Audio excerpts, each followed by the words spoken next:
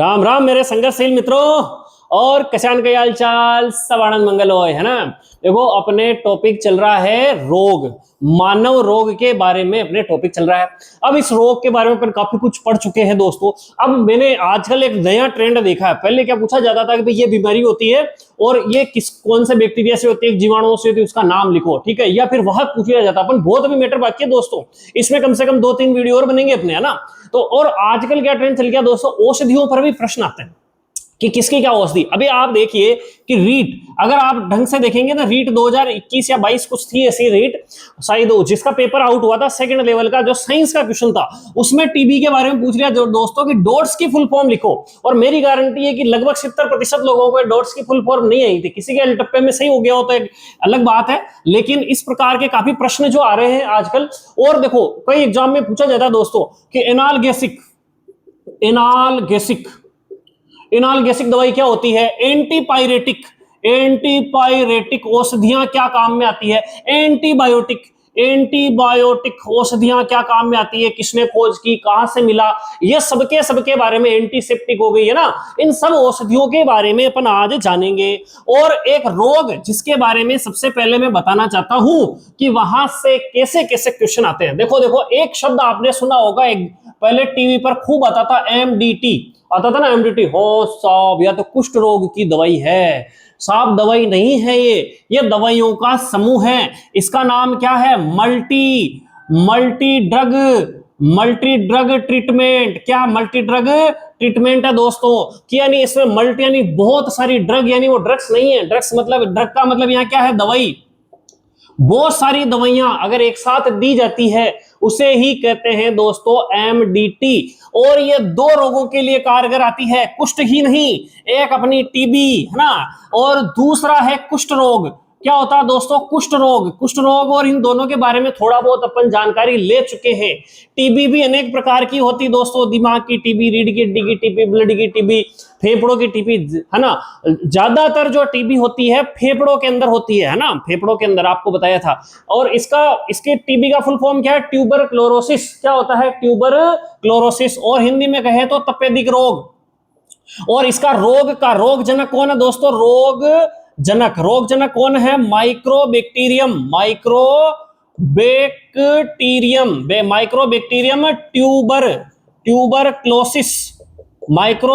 Tuberculosis इसका रोग जनक है। किसका, टीबी का। यानी सबसे पहली बात तो माइक्रोबैक्टीरियम यानी बैक्टीरिया, और हिंदी में कहें तो जीवाणु के द्वारा यह रोग क्या होता है, फैलता है। कुष्ठ रोग भी क्या होता है, देखो माइक्रोबैक्टीरियम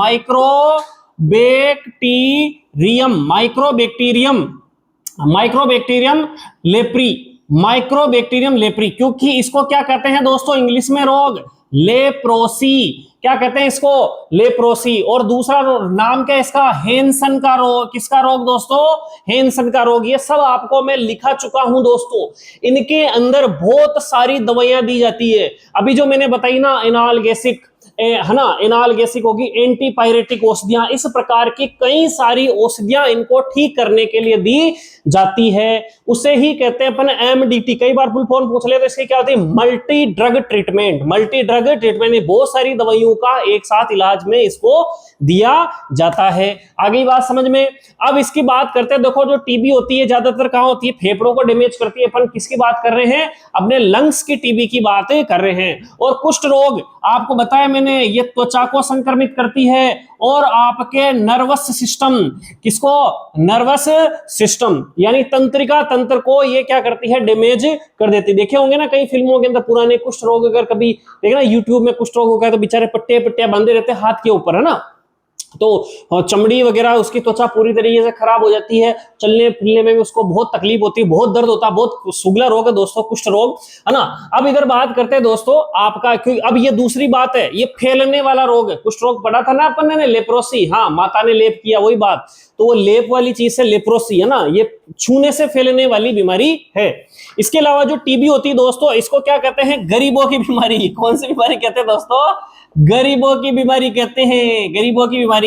लगभग इसमें, है ना, लगभग 6 से 9 महीने तक क्या चलता है, एमडीटी चलती है, मल्टी। देखो फिर कह रहा हूं, एमडीटी कोई दवाई नहीं है, दवाइयों का एक समूह है ना, बहुत सारी इसमें दवाइयां दी जाती है, 6 से 9 महीने तक चलता है। और लगभग ये दोस्तों है ना 1 से 2 साल तक इसका ट्रीटमेंट चलता है दोस्तों, लगभग 24 महीने तक भी इसका ट्रीटमेंट चलता है। किसका? आपका कुष्ठ रोग का। इनकी सबसे पहली शर्त ये दोस्तों कि इनको दवाइयों को पूरा कोर्स लेना चाहिए। इसमें ऐसा नहीं हो कि अपन ने लग गया भाई टीबी बात, ठीक है यार 2 महीने 3 महीने ले लिए, अब अपने को खांसी नहीं चल रही है। क्योंकि आप सबको पता है कि इसकी मेन चीज क्या होती है कि लगभग कहते हैं कि 2 या 3 वीक तक आपको लगातार खांसी चले और आपके बलगम जो आता है ना वो जो खकार आती है, वो जो अंदर अंदर का जो निकलता है बलगम, अगर मान लो उस बलगम में ब्लड आने लग जाए और 3 वीक से ज्यादा खांसी हो जाए, तो आपको समझना है कि टीबी हो सकती है नहीं है। डॉक्टर के पास जाना है, और भी कारण हो सकते हैं इसके, है ना,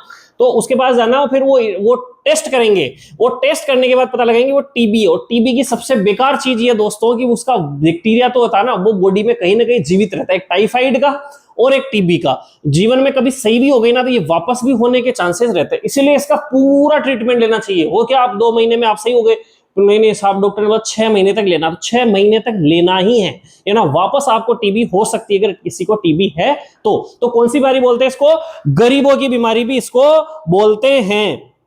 इसके अलावा दोस्तों क्या होता है इसकी जो जांच होती है, वैसे मैं लिखा चुका हूं जांच में कौन से होता है, एक तो लार टेस्ट होता है इसका ना, लार का टेस्ट होता है, एक स्पुटम टेस्ट होता है, स्पुटम टेस्ट, और एक कौन सा होता है मोन्टेक्स टेस्ट, ये बहुत महत्वपूर्ण है, मोन्टेक्स टेस्ट होता है दोस्तों, है ना। ये जो सबसे इंपॉर्टेंट है दोस्तों मोन्टेक्स टेस्ट, इसके बारे में कई बार एग्जाम में पूछा गया है। अब बात समझ में आ गई। इसके अलावा अब आपकी जो टीबी है दोस्तों, इसमें क्या होता है, देखो टीबी यदि मान लो कमजोर सी साधारण सी जल्दी ठीक हो जाती है, तो उसके लिए क्या होता है कि पहले डोट्स दी जाती है। डोट्स आपने पढ़ा होगा दोस्तों ना, डोट्स के बारे में आपने जरूर पढ़ा होगा। अभी मैंने बताया कि ये रीट के अंदर भी पूछा गया सवाल है। तो अब इसका क्या होता है दोस्तों, डायरेक्ट ऑब्जर्वेशन क्या होता है, डी का मतलब क्या होता है, डायरेक्ट, है ना, ओ का मतलब ऑब्जर्वेशन, ट्रीटमेंट, है ना, फॉर शॉर्ट कोर्स। इस प्रकार से इसकी फुल फॉर्म होती डॉट्स की। अब इसके अंदर 2 प्रकार की यहां पर इलाज चलता है दोस्तों, किसका? टीबी का। एक तो चलता है दोस्तों first line, first FIRST, first line treatment चलता है दोस्तों। एक दूसरा इसका सेकंड लाइन चलता है। क्या चलता है दोस्तों? सेकंड लाइन ट्रीटमेंट चलता है। अब फर्स्ट लाइन और सेकंड लाइन क्या होता है दोस्तों कि सबसे पहले उसको डोज दी जाती है ना, ये 6 महीने तक दी जाती है, और ये साधारणतः मतलब कमजोर अगर नॉर्मल टीबी हो तो उसके अंदर ये काम में आ जाती है। और इसी में फर्स्ट लाइन जो होती है ना दोस्तों, फर्स्ट लाइन में डोट्स दी जाती है और कुछ दवाइयां ऐड कर दी जाती है। मैं फिर कह रहा हूं, कुछ दवाइयां हटा दी जाती है, कुछ ऐड कर दी जाती है, और कुछ की डोज बढ़ा दी जाती है। आगे बात वहां कोई नहीं पूछेगा कि कौन सी दवाई दी जा रही है, आपको इतना याद करना कि फर्स्ट लाइन और सेकंड लाइन ट्रीटमेंट कई बार एग्जाम में पूछ लिया जाए किससे संबंधित है, तो आपकी किससे संबंधित है साहब? टीबी से संबंधित है। सेकंड लाइन ट्रीटमेंट में डोट्स प्लस भी बोलते हैं उसको। कौन सा कोर्स बोलते हैं सेकंड लाइन को? Dots plus. अब इसके अंदर डोट्स प्लस में क्या होता है, देखो MDR फिर XDR, इस प्रकार के मतलब एक मेडिकल टर्मिनोलॉजी के शब्द है दोस्तों वो। उसमें क्या होता है कि कुछ दवाइयां फिर कह रहा हूं बढ़ा दी जाती, एंटीबायोटिक बढ़ा दी, है ना, कुछ एंटीबायोटिक बढ़ा दी, और कुछ की मात्रा कम कर दी जाती है, और कुछ दवाइयां हटा के दूसरी दे दी जाती है। उनके अलावा हाई डोज की दवाइयां दे दी जाती है। ये सारी चीज अपन ने किसके बारे में बताई दोस्तों? टीबी और कुष्ठ रोग के बारे में, दवाइयों से संबंधित है ना, क्योंकि यहां से एग्जाम में काफी बार पूछा गया है। अब इसके बारे में अपन बात करेंगे कौन कौन सी दवाइयां होती। एक बार इसको नोट्स के रूप में मैं लिखा देता हूं।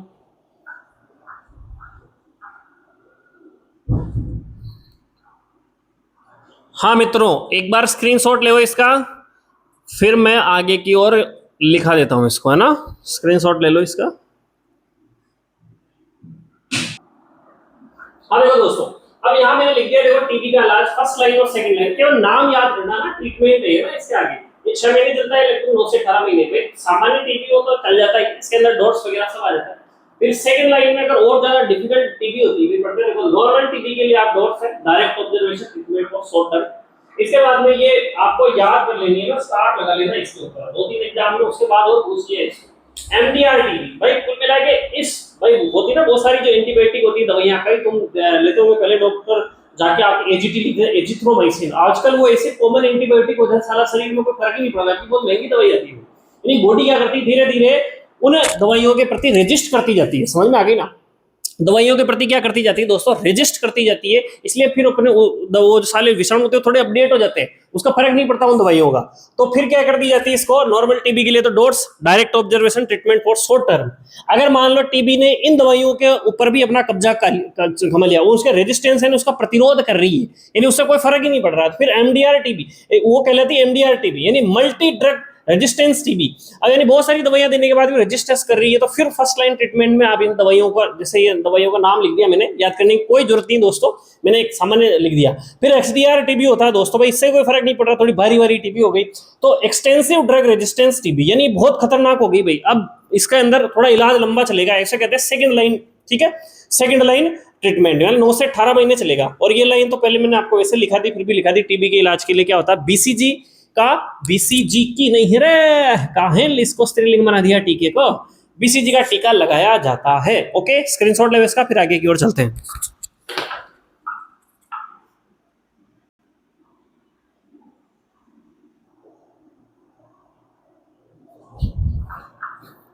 देखो दोस्तों, अब पढ़ेंगे अपन औषधियों के प्रकार के बारे में। औषधियां कौन सी, मैं कह रहा हूं कि आजकल बहुत सारे प्रश्न आ रहे हैं दोस्तों, कि सीधा सा गया जमाना कि कौन सा ये बीमारी किस बैक्टीरिया से होती है, किस वायरस से होती है। अब सीधा सीधा औषधियों के प्रकार से प्रश्न पूछा जाता है दोस्तों। तो इसमें एक औषधि है दोस्तों एनाल्गेसिक, एनाल्गेसिक है ना, और एक ही देखो एंटीपायरेटिक, एंटीपायरेटिक है ना, एंटीपायरेटिक।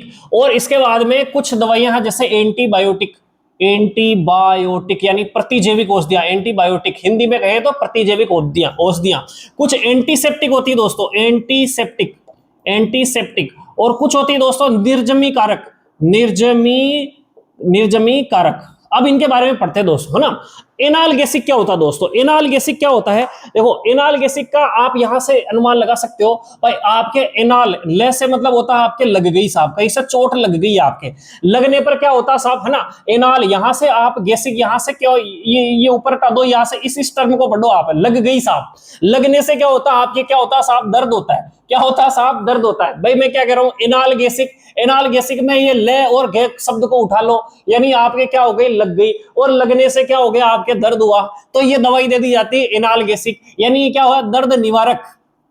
दर्द निवारक औषधियां कौन सी होती है, एनाल्गेसिक औषधियां होती है, एनाल्गेसिक। आगे बात समझ, तो दर्द निवारक में आपके सबसे खतरनाक गोली है पीसीएम, पैरासीटामोल, डॉक्टर जाके चिपका देता है। एक होता है डाइक्लोफिन, क्या होता है साहब, डाइक्लोफिन, डाइक्लोफिन नामक जो दवाई होती है, ये भी क्या होती है आपकी, दर्द निवारक होती है।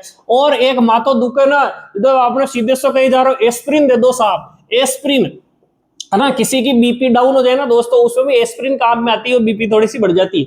अब एस्प्रिन में बहुत सारी बार क्या होता है दोस्तों, इसके अंदर जैसे ये पेट में जाती है तो ये क्या बनाती है, सिलिसिलिक एसिड बनाती है, सिलिसिलिक, है ना, बनता भी इसी से। मैंने खुद ने लैब के अंदर एमएससी के अंदर बनाया था दोस्तों। सिलिसिलिक अम्ल जो होता है ना, है ना, बिल्कुल सुई के जैसे कि आकार की बन जाती, फिर एस्प्रिन वगैरह को इकट्ठी कर लेते। सिलिसिलिक अम्ल अंदर जाके क्या होता है, पेट के अंदर वो जाके जम जाता है, तो बहुत सारी बार वहां पर अपने को दर्द वगैरह या सूजन वगैरह इस तरीके से आ जाती है, गैस वैस बनने लग जाती। फिर वो क्या कहता है डॉक्टर कि इसको खाना खाने के बाद ही लेना है, यानी खाली पेट नहीं लेना है। तो खाली पेट जाते हैं तो सिलिसिलिक अम्ल क्या करता है, नुकसान पहुंचाता है। इसलिए डॉक्टर क्या बोलता है कि दर्द की जो दवाई है आपको खाली पेट नहीं लेनी, कैसी लेनी, भरे पेट लेनी है, ताकि आपके पेट में कोई तकलीफ नहीं हो। वैसे इसमें सोडियम कैल्शियम लवण होते हैं, वो अपने लिए अच्छे होते हैं, कोई दिक्कत नहीं है। समझ में आ गई, ये होती है दर्द निवारक। अब दर्द निवारक में होता क्या, टेबलेट दी क्या दर्द मिट जाता है, क्या नहीं मिटता साहब। होता क्या है कि आपके शरीर में, जैसे मेरे यहाँ चोट लग गई साहब, अब लगते ही यहाँ दर्द होगा, है ना।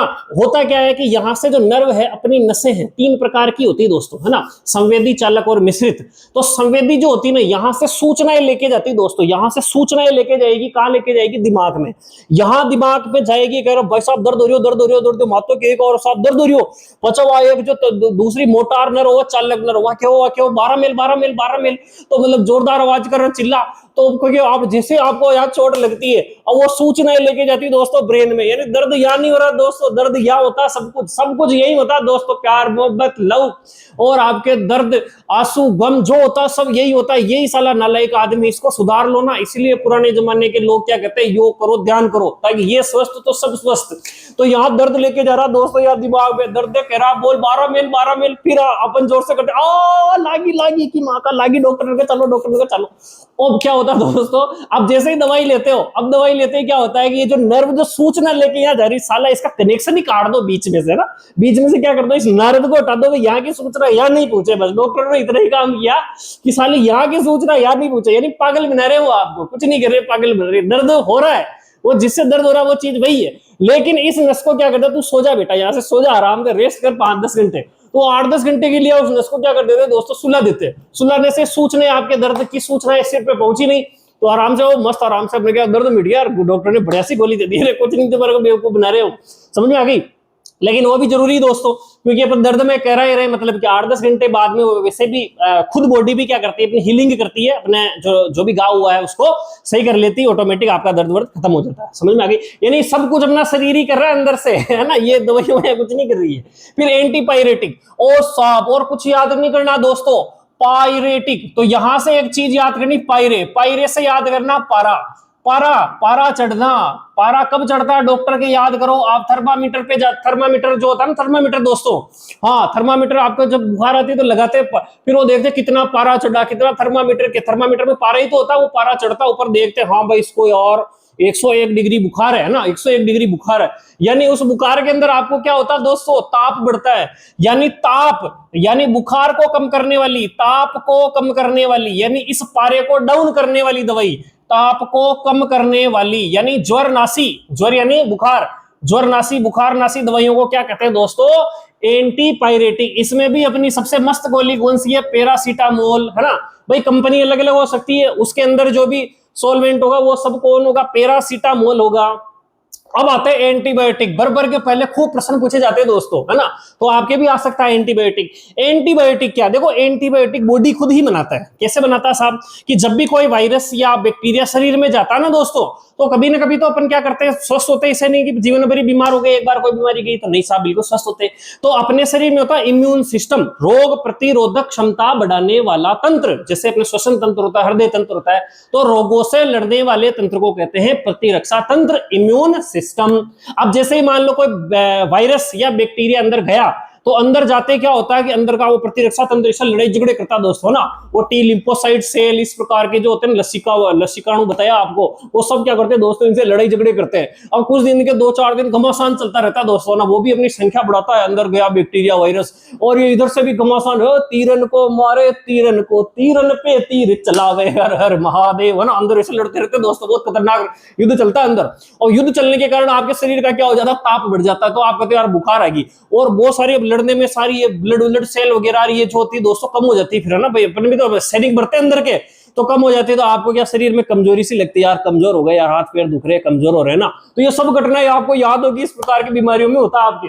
और फिर क्या होता है दोस्तों कि आपको गोली ले ली दर्द वाली, दर्द मिट गया साहब, बुखार वाली, ताप डाउन हो गया। अब इसके बाद में क्या है, डॉक्टर क्या कहता है, पैरासीटामोल ले जाओ साहब, ये क्या ले जाओ, एजिथ्रोमाइसिन ले जाओ साहब, AGT 500 mg, है ना। इस प्रकार से आप एंटीबायोटिक ले जाओ साहब, है ना, स्ट्रेप्टोमाइसिन, इस प्रकार से खूब सारी एंटीबायोटिक भर के बाजार में आती है दोस्तों।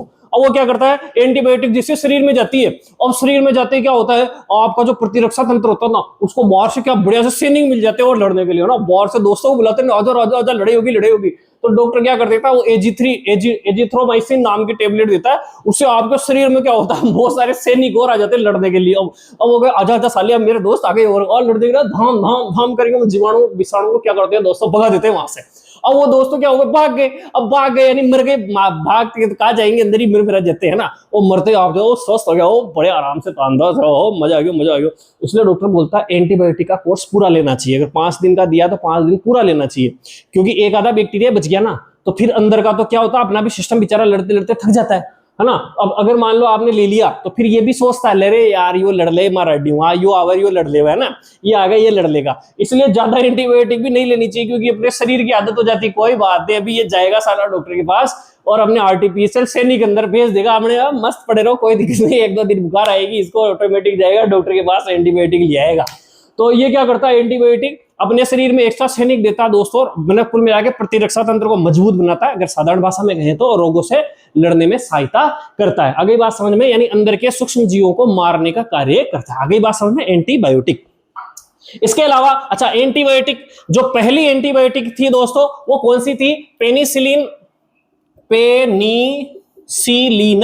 पेनिसिलिन थी दोस्तों।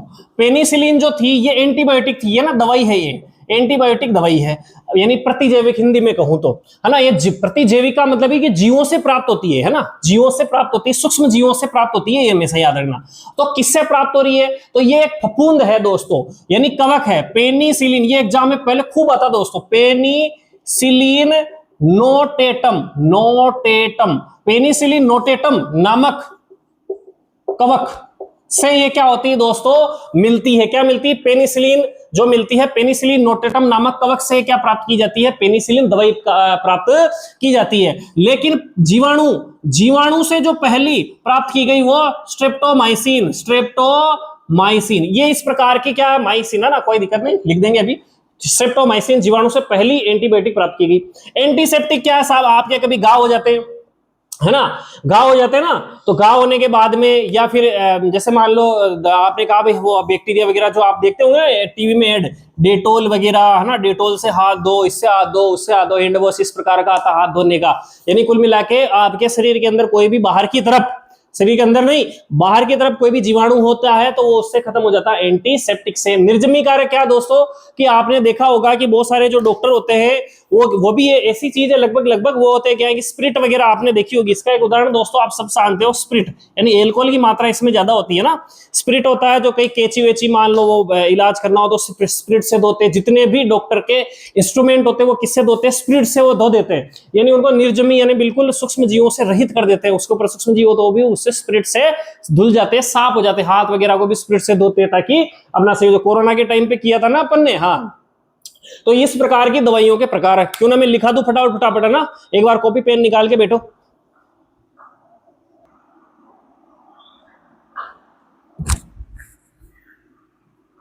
हाँ दोस्तों छापो इसको, फिर आगे की ओर चलते। देखो मैं ट्रिक भी लिख दी, शानदार है ना।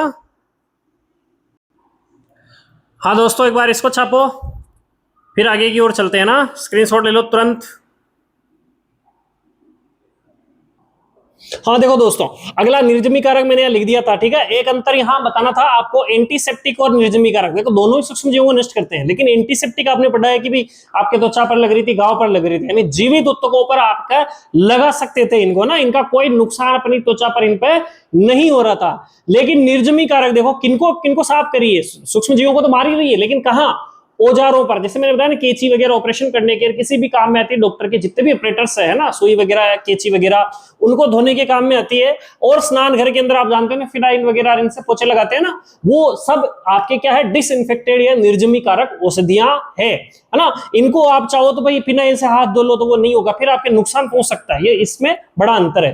अब देखो एक औषधि है साइकेडेलिक औषधियां, मतलब ये क्या भ्रम उत्पन्न करती, जो नहीं है वो भी दिखाई देती है। आपने संजू फिल्म देखी होगी दोस्तों ना, और रणवीर कपूर ने संजय दत्त की वो एक्टिंग की थी उसके अंदर, फिर वो एक लेता, फिर उसको चारों तरफ फूल ही फूल नजर आता। कहने का मतलब दोस्तों, सामने गधेड़ी भी खड़ी हो ना, अगर आपने सोच लिया कि ये कैटरीना कैफ है तो आपको कैटरीना कैफ नजर आएगी, बढ़िया मस्त ना, और कोई ना कोई अप्सरा नजर आएगी, फिर आप जाके उसको मिलोगे करोगे ना, इस प्रकार से।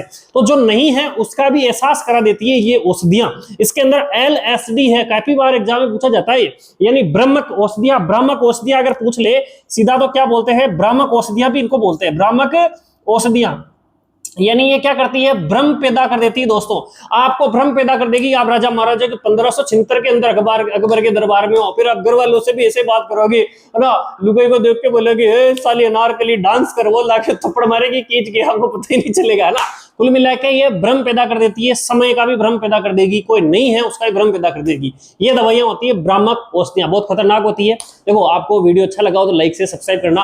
देखो आज बहुत ही अच्छी क्लास रही, आपको डॉक्टर बना देगी ऐसी क्लास है ना। वो जाके चौड़े में जाके बात करना अपने दोस्तों से, साले कौन सी दवाई ले, मैं बताऊं तेरे को, लिए बुखार खत्म करनी ये दवाई ले ले, दर्द खत्म करना ये दवाई ले ले, है ना। तो वीडियो अच्छा लगा हो तो लाइक से सब्सक्राइब करना, स्क्रीनशॉट ले लेना इसका। ओके, जय श्री राम, मिलते हैं कल।